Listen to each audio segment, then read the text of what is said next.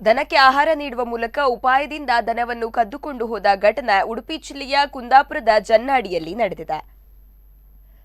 ನಿನ್ನೆ ಬೆಳಗಿನ ಜಾವ ಈ ಘಟನೆ ನಡೆದಿದ್ದು ಸಿಸಿ ಕ್ಯಾಮೆರಾದಲ್ಲಿ ಕಳ್ಳರ ಕೈಚಳಕ ಸೆರೆಯಾಗಿದೆ. ಜನ್ನಾಡಿಯ ಕಟ್ಟಡವೊಂದರ ಮುಂದೆ ದನವೊಂದು ನಿಂತಿದ್ದನ್ನು ಗಮನಿಸಿದ ಇಬ್ಬರು ಕಳ್ಳರು ದನಕ್ಕೆ ಆಹಾರ ನೀಡಿದರು. ನಂತರ ಇಬ್ಬರು ಸೇರಿ ಅದನ್ನು ಹಿಡಿಯಲು ಪ್ರಯತ್ನಿಸಿದಾಗ ದನ ಓಡತೊಡಗಿದೆ.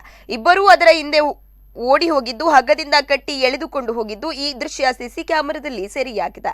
ಸದ್ಯ ಕಳ್ಳರು ದನ ಕದಿಯುವ ವಿಡಿಯೋ ಸಾಮಾಜಿಕ ಜಾಲತಾಣದಲ್ಲಿ ವೈರಲ್ ಆಗಿ ಕಳ್ಳರನ್ನು ಪತ್ತೆ ಹಚ್ಚುವಂತೆ ಆಗ್ರಹ ಕೇಳಿಬಂದಿದೆ.